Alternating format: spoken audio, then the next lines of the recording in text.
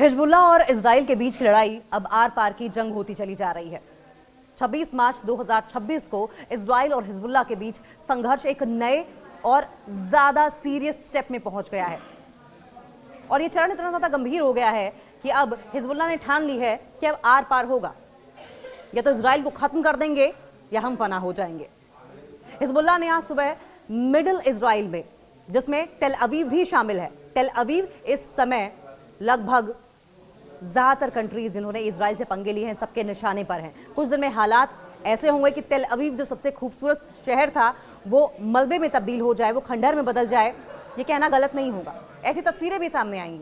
Tel Aviv पर मिसाइलों और रॉकेट्स की एक नई लहर से हमला किया गया। एक फ्रेश वेव, एक बड़ी फ्रेश वेव हिजबुल्लाह की ओर से दागी गई, जिसमें न जाने कितनी मिसाइलें थी, न जाने कितने रॉकेट थे और टेल अवीव पर ताबड़तोड़ अटैक किए गए। और यह अटैक इजराइल द्वारा साउथ लेबनान में अपने बफर जोन का विस्तार करने के लिए, अपने बफर जोन को बढ़ाने के मकसद से किया गया था। ईरान की राजधानी तेहरान पर जो एयर स्ट्राइक की गई थी उसके जवाब में भी इस अटैक को देखा जा रहा है। और हिजबुल्लाह का कहना क्या है? हिजबुल्लाह ये कह रहा है कि सब्र का प्याला और टेल अवीव का उजाला। बाहर इजराइल, तुम्हारी शांति की परिभाषा भी कितनी अनोखी है। एक तरफ इजराइल शांति शांति पीस पीस का राग अलापता है, लेकिन दूसरी तरफ लोगों को मारकर, रिहायशी इलाकों को तबाह कर कर, मासूम बच्चों को मौत के घाट उतारकर। पिछले 15 महीनों से लेबनान का यह कहना है कि पिछले 15 महीनों से तुम लेबनान की सरहदों पर जो आतिशबाजी, बमबारी कर रहे थे, क्या वो केवल मनोरंजन था? क्या वो केवल एंटरटेनमेंट था? पीस के नाम पर यह कैसा तमाशा था? हिजबुल्लाह ने तो बस अपना सब्र का प्याला खाली कर दिया है। 15 महीनों से लगातार सब्र कर रहा था हिजबुल्लाह, और अब देखो टेल अवीव की सड़कों पर सन्नाटा पसर गया है। इसे आप ऐसे कह सकते हैं, हिंदी में एक कहावत है कि सुनार की खुट पुट और लोहार की धम से। इजराइल 15 महीनों से अटैक कर रहा था और हिजबुल्लाह ने एक बार ऐसा अटैक किया कि टेल अवीव की सड़कों पर सन्नाटा सा पसरा है। टेल अवीव कहता है कि तुम्हें लगता था कि नवंबर 2024 के सीज फायर के बाद हिजबुल्लाह सो रहा है। नहीं, वो तो बस तुम्हारी गुंडागर्दी को गिन रहा था। हिजबुल्लाह इस बात का इंतजार कर रहा था कि कब इजराइल के पाप का घड़ा भरे और कब इजराइल को बिफिटिंग रिप्लाई दिया जाए, इजराइल को मुंहतोड़ जवाब दिया जाए। जब तुमने 28 फरवरी 2026 को ईरान पर अटैक किया, तब शायद तुम भूल गए थे कि पड़ोस में रेजिस्टेंस अभी जिंदा है, लेबनान में प्रतिरोध अभी जिंदा है। इतना मादा है लेबनान में कि इजराइल को एक दो एफर्ट्स में ही तबाह कर सकता है, घुटनों पर ला सकता है। अब जब टेल अवीव के आलिशान इलाकों में मिसाइलें गिरी हैं तो तुम्हारी चीखें पूरी दुनिया को सुनाई दे रही हैं। ताजा हकीकत, कुछ कड़वे घूंट भी आपको पता होने चाहिए। 15 महीने के हिसाब की अगर बात करें तो हिजबुल्लाह के ऑफिसर्स का कहना है कि उन्होंने 15 महीनों तक इजरायली हमलों को सहा है, अपने लोगों को मरते हुए देखा है, तब ताकि अपनी ताकत को फिर से खड़ा कर सकें, और ऐसा खड़ा कर सकें कि जब वो खड़े हों तो उनके सामने इजराइल घुटनों के बल आ जाए। और अब वो सब्र खत्म हो चुका है। टेल अवीव पर प्रहार अब शुरू हो चुका है। मार्च 2026 के आखिरी हफ्ते में टेल अवीव पर हुए मिसाइल हमलों ने तुम्हारी सुरक्षा के दावों की धज्जियां उड़ा दी हैं।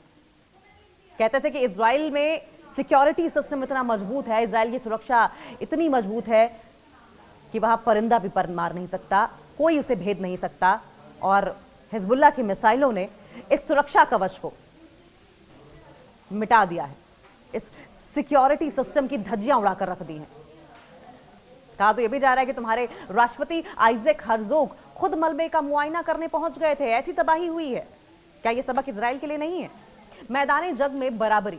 हिजबुल्लाह कहता है कि तुम्हारे बफर जोन बनाने के सपने के जवाब में हिजबुल्लाह ने अकेले 22 मार्च को रिकॉर्ड 85 हमले किए। तुम्हारी मरकावा टैंक और प्यूमा बख्तरबंद गाड़ियां अब साउथ लेबनान की मिट्टी में मिल चुकी हैं।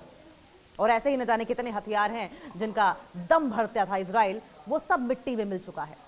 या ये टेंशन और बढ़ेगी, आत्मसमर्पण होगा या संघर्ष बढ़ेगा? नईम कासिम ने यह साफ कह दिया है कि आगे के नीचे बातचीत करना आत्मसमर्पण है। यानी कि हिजबुल्लाह बात नहीं करेगा, बात की जितनी भी गुंजाइशें थी सबका धीरे धीरे करके इजराइल ने दम घोट दिया है।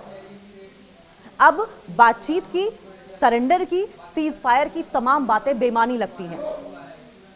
जब एक तुम्हारी आक्रामकता नहीं रुकती, जब अग्रेसिवनेस इजराइल की ओर से नहीं रोका गया, अटैक्स नहीं रोके गए, मासूमों को मारना नहीं रोका गया, जुल्म नहीं रोका गया, तब तक ये सरप्राइज जारी रहेंगे।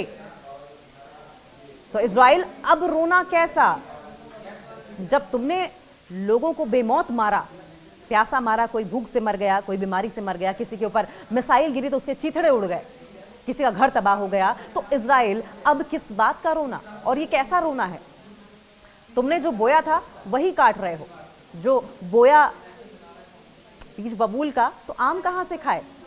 हिजबुल्लाह ने तो बस इनफ इज इनफ का अनुवाद, इनफ इज इनफ का ट्रांसलेशन, इनफ इज इनफ का मतलब तुम्हें समझाया है, तुम्हारी ही भाषा में इसका जवाब दिया है।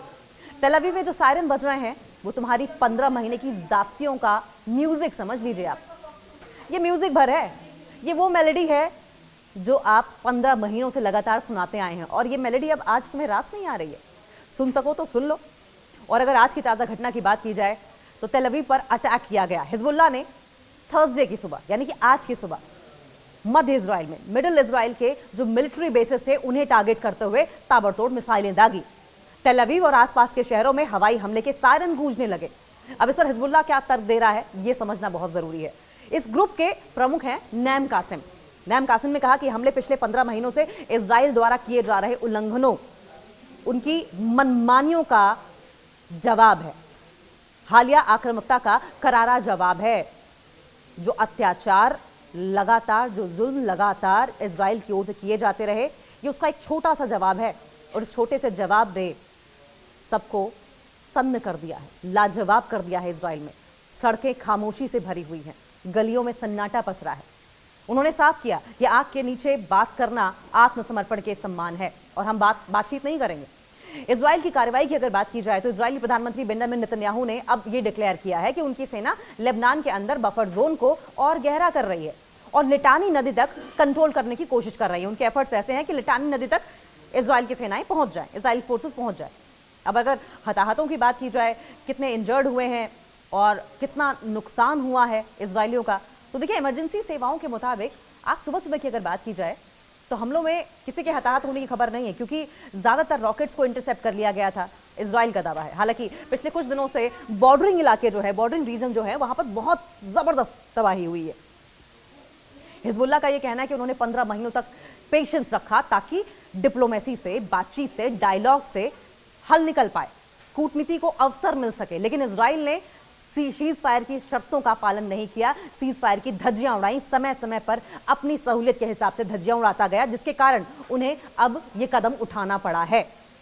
26 मार्च 2026 तक की ताजा जानकारी की अगर बात करें तो इजराइल और हिजबुल्लाह के बीच संघर्ष, ये टेंशन एक नए और बेहद आक्रामक मोड़ पर पहुंच गई है, और ज्यादा ये टेंशन अग्रेसिव हो गई है दोनों के बीच में। हिजबुल्लाह ने हाल के दिनों में अपने हमलों की इंटेंसिटी और बॉर्डर पर जो विस्तार किया जा रहा है, मतलब बॉर्डर पर अपनी अपनी सेनाएं भेजकर कब्जा करने की जो नीति है, इसको बढ़ाया है, जिससे कि जंग का पलड़ा भारी होता दिखाई दे रहा है, जिससे बातचीत के जरिए समाधान निकलने की कोई भी गुंजाइश नहीं रह जाती।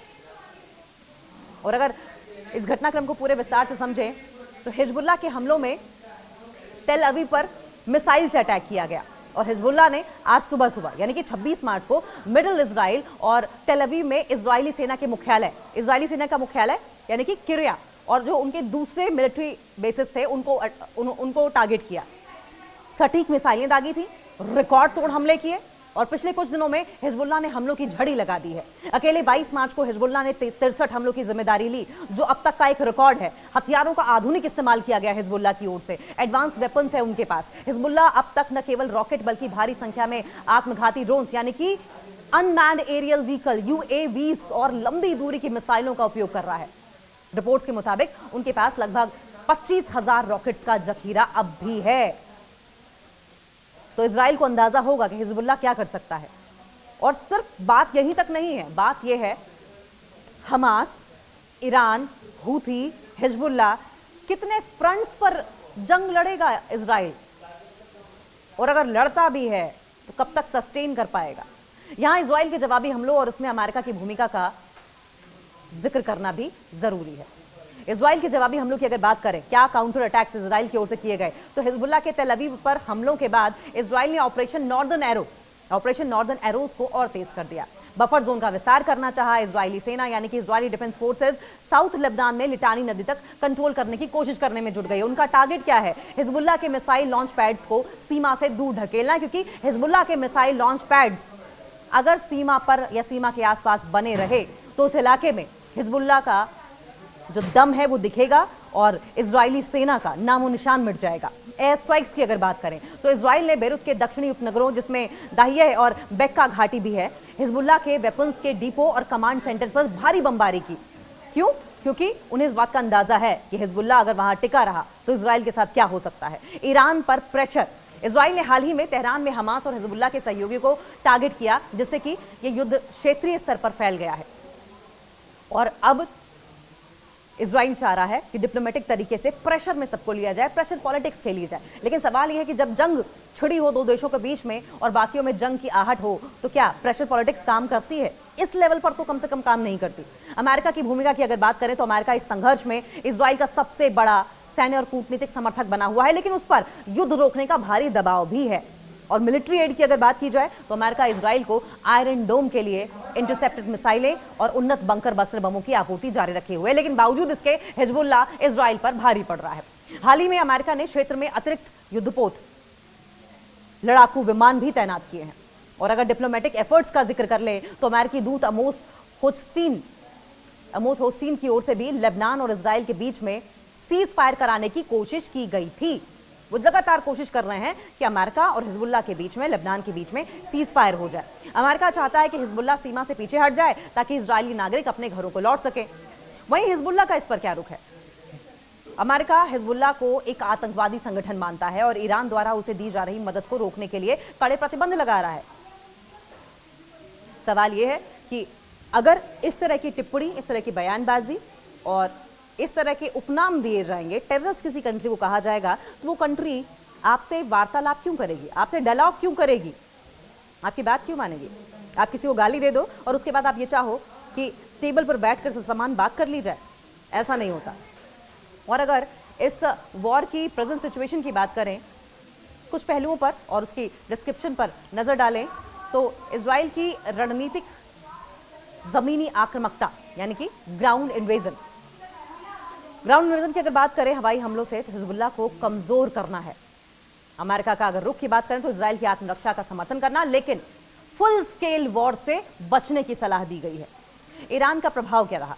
ईरान हिजबुल्लाह को हथियारों और खुफिया जानकारी से लगातार समर्थन देता रहा है। हिजबुल्लाह का यह दावा है कि अमेरिका की मदद से बावजूद इजराइल इस युद्ध को जीत नहीं पाएगा, जबकि इजराइल का यह कहना है कि वे अपनी सुरक्षा के लिए किसी भी हद तक जाएंगे।